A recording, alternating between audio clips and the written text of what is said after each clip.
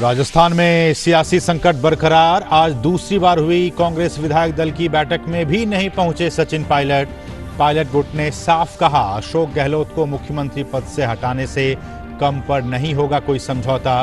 22 विधायकों के समर्थन का किया दावा। भाजपा ने भी राज्य की मौजूदा राजनीतिक स्थिति को लेकर बुलाई बैठक। भारत और चीन के बीच सैन्य वार्ता जारी। राष्ट्रीय सुरक्षा सलाहकार अजीत डोभाल और चीन के विदेश मंत्री की बातचीत के बाद से सीमा पर तनाव में आ रही है कमी। आज की बैठक से हालात में और सुधार होने की उम्मीद। केंद्रीय मंत्री नितिन गडकरी ने वीडियो कॉन्फ्रेंसिंग के जरिए हरियाणा में राष्ट्रीय राजमार्ग परियोजनाओं का किया शिलान्यास और उद्घाटन। कहा, सरकार दिल्ली मुंबई राजमार्ग परियोजना में 1 लाख करोड़ रुपए कर रही है निवेश। सरकार का मकसद है एमएसएमई क्षेत्र में अगले 5 सालों में 5 करोड़ नौकरियों का सृजन करना।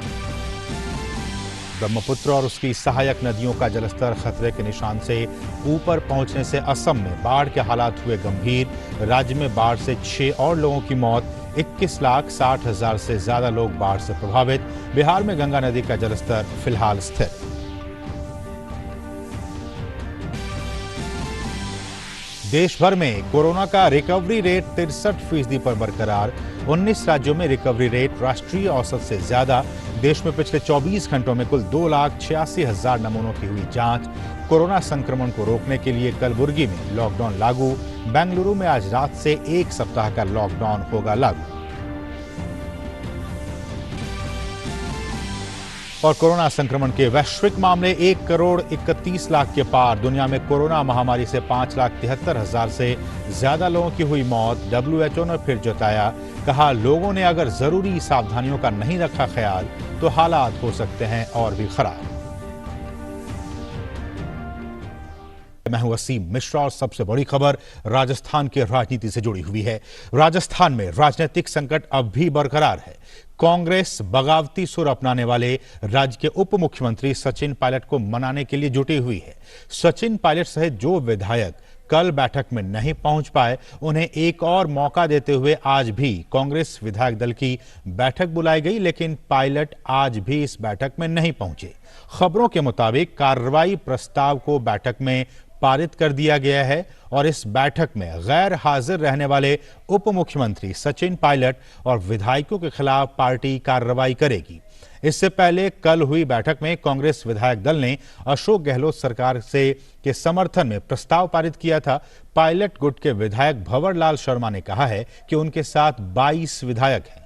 उनका कहना है कि अशोक गहलोत को हटाने से कम पर कोई समझौता नहीं होगा। साथ ही अगर उनकी बात नहीं मानी जाती है तो वो फ्लोर टेस्ट के वक्त ही जयपुर जाएंगे। पायलट गुट के नेताओं ने कहा है कि उनकी बात किसी शीर्ष नेता से नहीं हुई है। और आज की दूसरी अहम खबर, भारत और चीन के आज लेफ्टिनेंट जनरल स्तर की बैठक हो रही है। दोनों देशों के बीच ये बैठक पूर्वी लद्दाख में वास्तविक नियंत्रण रेखा के भारतीय हिस्से में चुशुल में आयोजित की जा रही है। इस बातचीत में दोनों देशों के सैन्य अधिकारियों के बीच ऊंचाई वाले क्षेत्र में शांति और अमन की बहाली को अंतिम रोड मैप देने की कोशिश होगी। बीते दिनों चीन की People's Liberation Army Gogra, Hot Springs और गलवान घाटी से अपने सैनिकों को वापस बुला चुकी है। इसके अलावा पिछले 1 सप्ताह में पेंगोंग शो क्षेत्र में फिंगर 4 में सैनिकों की उपस्थिति के काफी कम होने की खबर है। आज इस वार्ता में दोनों सेनाओं के बीच पेंगोंग और फिंगर इलाकों में सेनाओं को कम करने की दिशा में भी बातचीत होने की उम्मीद है। और जैसे कि हम बता रहे हैं कि लगातार जो राजस्थान से जुड़ी जो अपडेट है वो हम आपको लगातार, तो जो बड़ी खबर है राजस्थान से वो ये कि आज वहां पे कांग्रेस विधायक दल की बैठक हुई है, अहम बैठक हुई है और उसमें सचिन पायलट और उनके खेमे के जो विधायक हैं उनके खिलाफ जो कार्रवाई से संबंधित जो कांग्रेस जो ये कार्रवाई करेगी और उसके खिलाफ ये एक प्रस्ताव जो है वो पास कर दिया गया है। बढ़ेंगे आगे और दूसरी महत्वपूर्ण खबर है अमेरिका और चीन के संबंधों को लेकर। अमेरिका ने दक्षिण चीन सागर पर बीजिंग के दावे को गैर कानूनी करार दिया है। अमेरिकी विदेश मंत्री माइक पोम्पियो ने कहा है कि दुनिया बीजिंग को दक्षिण चीन सागर को अपने समुद्री साम्राज्य के रूप में मानने की अनुमति नहीं दे सकती है। पोम्पियो ने दक्षिण चीन सागर में बीजिंग के दावे को अवैध बताते हुए कहा कि चीन की सरकार के पास इस क्षेत्र पर एकतरफा दावा करने का कोई भी कानूनी अधिकार नहीं है। माइक पोम्पियो ने दुनिया से चीन के समुद्री साम्राज्य के विस्तार का विरोध करने का आह्वान किया और कहा कि इस समुद्री इलाके में अमेरिका अपने मित्र राष्ट्रों की संप्रभुता की रक्षा के लिए उनके साथ खड़ा है और बीजिंग के इस अवैध दावे के खिलाफ दक्षिण चीन सागर में अपनी नीतियों को और मजबूत कर रहा है। केंद्रीय मंत्री नितिन गडकरी हरियाणा के विकास को रफ्तार देने की पहल के लिए वीडियो कॉन्फ्रेंसिंग के जरिए नए इकोनॉमिक रोड कॉरिडोर के तहत कुल 6 परियोजनाओं का उन्होंने उद्घाटन और कुछ का शिलान्यास किया। उन्होंने कहा कि सरकार का मकसद एमएसएमई क्षेत्र में अगले 5 सालों में 5 करोड़ नौकरियों का सृजन करना है। आने वाले 5 साल में 5 करोड़ नए जॉब्स क्रिएट करने का मैंने संकल्प किया है। अभी हमारे देश में एमएसएमई का कंट्रीब्यूशन 29% 30% है। हमारे देश का 48% एक्सपोर्ट एमएसएमई से होता है और 11 करोड़ जॉब एमएसएमई में क्रिएट हुए हैं। और मैं चाहता हूं कि अभी हमारे यहाँ जो विलेज इंडस्ट्री करके है, इसका टर्नओवर हमारा पिछले मार्च एंड तक 88,000 करोड़ था। और गडकरी ने कहा कि नए इकोनॉमिक रोड कॉरिडोर से हरियाणा के विकास में काफी तेजी आएगी। आज के कोविड-19 की स्थिति में हमारे हाथ में इतने बड़े प्रमाण पर पैसा उपलब्ध होना, ये हरियाणा की इकोनॉमी को गतिशील करने के लिए बहुत उपयोगी होगा। दिल्ली मुंबई हाईवे 1 लाख करोड़ का हाईवे है और उसमें से करीब 55,000 करोड़ हम हरियाणा में खर्चा कर रहे हैं। तो स्वाभाविक रूप से ये बहुत महत्वपूर्ण हाईवेज है और ये देश के विकास में जितने महत्वपूर्ण है उतने हरियाणा और पंजाब के लिए भी बहुत महत्वपूर्ण है। हिमाचल, उत्तराखंड, हरियाणा, पंजाब और कश्मीर, यहाँ से डायरेक्ट वेस्टर्न भारत को, पश्चिम भारत को, मुंबई को जो कनेक्टिविटी मिली है, दक्षिण भारत के लिए जो कनेक्टिविटी मिलेगी, इससे हरियाणा में इंडस्ट्रियल औद्योगिकरण का भी बहुत बड़ा विकास होगा। और अब खबर कानपुर से है। उत्तर प्रदेश के ADG law and order Prashant Kumar ने आज एक प्रेस कॉन्फ्रेंस कर कानपुर में हुई घटना और उससे संबंधित एनकाउंटर की विस्तृत जानकारी दी। उन्होंने कहा कि विकास दुबे के अगुवाई में बदमाशों ने नुकीले हथियार और बंदूकों का इस्तेमाल करते हुए 3 जुलाई को बिकरू गांव में 8 पुलिसकर्मियों की हत्या की थी। सर्कल ऑफिसर देवेंद्र मिश्रा के शरीर पर 4 गोलियों के घाव थे। सभी गोलियां पॉइंट ब्लैंक रेंज से दागी गई थी। पुलिस कर्मियों को मारने के बाद आरोपियों ने उनके हथियार लूट लिए थे, जिसमें एक AK-47 भी शामिल था। एडीजी ने बताया कि आज भी शशिकांत नाम के एक गैंगस्टर को गिरफ्तार किया गया है। मुखबिर की सूचना पर वांछित अभियुक्त एवं 50,000 का इनामिया अभियुक्त शशिकांत रात्रि 2:50 बजे मेला तिराहा कस्बा चौबेपुर से गिरफ्तार किया गया। विकास दुबे के घर से AK-47 राइफल जो लूटी गई थी, मैं 17 कारतूस व शशिकांत के घर से इंसास राइफल और उसके 20 अदद कारतूस बरामद किया गया है, जिस संबंध में अब अग्रिम कार्रवाई नियमानुसार की जा रही है। और अब बात बारिश और बाढ़ की। खबर असम से है। असम में पिछले 24 घंटों में बाढ़ की स्थिति अचानक बिगड़ गई है, जिसके कारण 6 लोगों की और मौत हो गई है, जिससे राज्य में बाढ़ से मरने वालों की संख्या अब 50 हो गई है। लगातार बारिश के कारण ब्रह्मपुत्र नदी जोरहाट, तेजपुर, गुवाहाटी, ग्वालपारा और धुबरी में खतरे के निशान से ऊपर बह रही है। साथ ही इसकी सहायक नदियां भी खतरे के स्तर से ऊपर बह रही है। राज्य में 21,63,000 से अधिक आबादी बाढ़ के कारण प्रभावित है। राज्य के 33 जिलों में से 27 जिले बाढ़ग्रस्त हैं और 2,700 से अधिक गांव में पानी भर गया है। ऐसे हालात में 480 राहत शिविरों में 60,000 से अधिक लोगों ने शरण ले रखी है। राज्य में राहत और बचाव अभियान काफी तेजी से जारी है और पिछले 24 घंटों में एनडीआरएफ और एसडीआरएफ द्वारा 19,500 से अधिक लोगों को सुरक्षित जगहों पर पहुंचाया गया है। और वहीं बिहार में भी अधिकतर इलाकों में हो रही लगातार बारिश से कई नए स्थानों में बाढ़ का पानी फैल गया है। दरभंगा में 2 गांवों में बाढ़ का पानी फैल गया है। नदी की तलहटी में बसे गांव पूरी तरह से बाढ़ के पानी से घिर गए हैं और इनका सड़क के साथ संपर्क वो भी टूट गया है। उधर पश्चिमी चंपारण के बगहा इलाके में भारी बारिश के कारण भारत नेपाल सीमा के तराई क्षेत्र चकदहवा में बाढ़ का पानी घुस गया है। एसएसबी ने कई परिवार के लोगों को नाव के सहारे बांध पर सुरक्षित पहुंचाया है। सीतामढ़ी जिले में हो रही लगातार बारिश के कारण जिले के नदी बागमती, अधवारा, मरहा, लखनदेई और अन्य नदियों में जलस्तर बढ़ने के कारण सीतामढ़ी से भेटामोड़ नेपाल बॉर्डर तक जाने वाली सड़क पर NH 104 पर पानी भर गया है। मौसम विभाग ने अगले 24 घंटों के दौरान राज्य के सभी हिस्सों में व्यापक बारिश और गरज के साथ बारिश होने की संभावना जताई है। वहीं गुजरात के सौराष्ट्र के कुछ इलाकों में बारिश हो रही है। राजूला और आसपास के इलाकों में बारिश की वजह से धातरवाड़ी बांध में जलस्तर बढ़ गया है। जूनागढ़ के गिरनार में भी भारी बारिश होने की वजह से वेलिंगटन बांध का जलस्तर बढ़ गया है। मौसम विभाग ने राज्य में 16 और 17 जुलाई को दक्षिणी गुजरात, सौराष्ट्र और कच्छ में भारी से बहुत भारी बारिश होने की संभावना जताई है और मछुआरों को आने वाले 2 दिनों तक समुद्र में नहीं जाने के लिए कहा गया है। कोरोना की बात करें तो कोरोना महामारी से ठीक होने वाले लोगों की संख्या भारत में लगातार बढ़ती जा रही है। देश में लोगों के कोरोना से ठीक होने की रिकवरी रेट 63% हो गई है। केंद्रीय स्वास्थ्य मंत्रालय की ओर से जारी ताजा आंकड़ों के मुताबिक 5,71,459 लोग इस संक्रमण से अब तक ठीक हो चुके हैं। फिलहाल देश में 3,11,565 कोरोना के एक्टिव केसेस हैं, जबकि 23,727 लोगों की इससे मौत हुई है।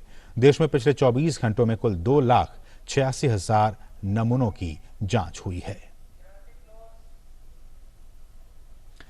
कोविड-19 संक्रमण के मामलों में बढ़ोतरी के मद्देनजर कर्नाटक सरकार आज रात 8 बजे से बेंगलुरु के शहरी और ग्रामीण क्षेत्रों में पूर्ण लॉकडाउन लागू कर रही है। ये लॉकडाउन 22 जुलाई की सुबह 5 बजे तक लागू रहेगा।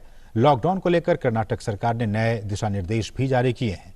लॉकडाउन के दौरान राज्य और केंद्र सरकार, स्वायत्त निकायों, निगमों आदि के सभी कार्यालय बंद रहेंगे। बेंगलुरु में गतिविधियों पर पूर्ण प्रतिबंध रहेगा। इस दौरान किसी भी नई उड़ान या ट्रेन से यात्रा की अनुमति नहीं होगी। टैक्सी, ऑटो रिक्शा और कैब सेवाओं को आपात स्थिति और दिशा निर्देशों के अनुसार ही अनुमति मिलेगी। होटल्स और रेस्टोरेंट से केवल खाना पैक कराने और होम डिलीवरी को संचालित करने की अनुमति होगी। साथ ही सभी धार्मिक स्थलों को भी बंद रखा गया है। वहीं परीक्षा दे रहे छात्र अपना प्रवेश पत्र का उपयोग करके यात्रा कर सकते हैं। उधर कलबुर्गी में भी कोरोना संक्रमण के मामलों पर रोक लगाने के लिए आज से 20 जुलाई तक के लिए लॉकडाउन लागू कर दिया गया है। इस दौरान दुकानों को बंद रखा गया है, साथ ही सड़कें भी सुनसान दिखी हैं। और गंगा घाटों पर गूंजा कोरोना की सिर्फ एक दवा, 2 गज की दूरी, मास्क पहनना और साफ सफाई। गंगा संयोजक काशी की तरफ से चलाए गए इस कार्यक्रम में काफी संख्या में नाविक और पुरोहित जमा हुए। गंगा संयोजक दल ने नाविकों के बीच वैश्विक महामारी से लड़ने और गंगा स्वच्छता का पाठ पढ़ाया, साथ ही उनके बीच मास्क का भी वितरण किया। वाले नाविकों और पुरोहितों को बताया गया कि इस महामारी की सिर्फ एक ही दवा है, 2 गज की दूरी, मास्क पहनना और साफ सफाई। कोविड-19 के फैलाव को रोकने के लिए नाविकों, पुरोहितों और पूजन सामग्री बेच रहे दुकानदारों के बीच मास्क वितरण किया गया। साथ ही गंगा और घाटों की सफाई के लिए लोगों से अपील कर जागरूकता अभियान भी चलाया गया। इस कोरोना नामक जो कि महामारी है, कोविड-19 भी कहते हैं, इसको दूर करने की एकमात्र दवा, सिर्फ एकमात्र दवा है 2 गज की दूरी, चेहरे पर मास्क और साफ सफाई बनाए रखना। कृष्णवाधारयामि सकल कलश भंगे। श्री गंगाष्टकम का पाठ कर गंगा से कोरोना के जड़ मूल से विनाश के लिए गुहार लगाई गई। संयोजक राजेश शुक्ला ने कहा कि गंगा और घाटों पर साफ सफाई रखने से हमें कोरोना जैसी कई बीमारियों से छुटकारा मिल सकता है। गंगा रूपी भारत की वैभवशाली संपदा का संरक्षण करना अनिवार्य ही नहीं बल्कि अपरिहार्य है। उन्होंने कहा कि राष्ट्र की उन्नति के लिए हमें कोरोना से बचकर अपने परिवार की सुरक्षा भी करनी है। सबसे यह निवेदन किया जाता है कि हमको अपनी सुरक्षा रखनी है, हमको अपने परिवार का ख्याल रखना है। इसलिए यह मास्क का लगाना कितना भी जरूरी है, यह हमें जानकारी होनी चाहिए, क्योंकि राष्ट्र की बात है। राष्ट्र को नमामि गंगे की टीम काफी समय से काशी के घाटों पर जागरूकता अभियान चला रही है। दल ने इस मुहिम में अब कोरोना को भी शामिल कर लिया है। दल का मानना है कि गंगा के घाटों से रोजी रोटी चला रहे नाविकों और पुरोहितों को जागरूक करना जरूरी है। यही नाविक और पुरोहित रोजाना यहाँ पहुंचने वाले श्रद्धालुओं को जागरूक करेंगे, तभी ये मिशन सफल होगा। और विश्व स्वास्थ्य संगठन के प्रमुख डॉक्टर टेड्रोस गिब्रासिस ने भी कहा है कि अगर कुछ देशों की सरकारों ने ठोस कदम नहीं उठाए तो कोरोना वायरस की स्थिति और भी बिगड़ सकती है। गिब्रासिस ने कहा कि जिन देशों में कोरोना का संक्रमण रोकने के प्रावधानों को ठीक से लागू नहीं किया गया या फिर कम किया गया, वहां खतरनाक तरीके से मामले बढ़ रहे हैं। WHO के प्रमुख ने कहा कि अगर जन स्वास्थ्य से जुड़ी आम सावधानियों पर ध्यान नहीं दिया गया तो महामारी लगातार बढ़ेगी और स्थिति बद से बदतर होती चली जाएगी। दुनिया के कई हिस्सों में दिखने वाला धूमकेतु नियोवाइज आज से भारत में भी दिखाई देगा। धूमकेतु C2020 F3, जिसे नियोवाइज के नाम से भी जाना जाता है, भारत में 20 दिनों तक दिखाई देगा। आसमान में उत्तर पश्चिम दिशा की ओर यह धूमकेतु अगले 20 दिनों तक सूर्यास्त के बाद 20 मिनट के लिए दिखाई देगा। शाम के समय यह धूमकेतु आसमान में और ऊपर की ओर चढ़ेगा और लंबे समय तक दिखाई देगा। दूरबीन की मदद से इसे आसानी से देखा जा सकता है। दरअसल बेल्जियम में आज सुबह धूमकेतु नियोवाइज को देखा गया। धूमकेतु के टाइम लैप्स वीडियो में उसे गैस और धूल के मलबे के पीछे छोड़ते हुए आसमान से गुजरते हुए देखा जा सकता है। खबर पश्चिम बंगाल से है, जहां भाजपा विधायक की मौत के मामले में सीबीआई जांच की मांग को लेकर भाजपा का एक प्रतिनिधिमंडल आज राष्ट्रपति से मिला। इस प्रतिनिधिमंडल की अगुवाई कर रहे भाजपा के राष्ट्रीय महासचिव कैलाश विजयवर्गीय ने कहा कि उन्होंने राष्ट्रपति से इस मामले की सीबीआई जांच की मांग की, क्योंकि ममता सरकार की किसी भी एजेंसी पर उन्हें विश्वास नहीं है। साथ ही विजयवर्गीय ने कहा कि उन्होंने ममता सरकार को बर्खास्त करने की भी मांग की है। विधायक को रात को 2 बजे घर से बुलाकर टांग दिया, फांसी पे लटका दिया। ये पहली घटना नहीं, इसके पहले पुरुलिया में भी हमारे कार्यकर्ताओं के साथ इसी प्रकार की घटना हुई थी। कुल मिलाकर बंगाल में भारतीय जनता पार्टी का काम करना एक बहुत ही मुश्किल हो गया है। और एक जब जनप्रतिनिधि सुरक्षित नहीं है तो क्या ऐसी सरकार को बने रहना चाहिए। हमने महामहिम राष्ट्रपति जी से मांग की है कि हमें वहाँ की किसी भी एजेंसी से कोई विश्वास नहीं है।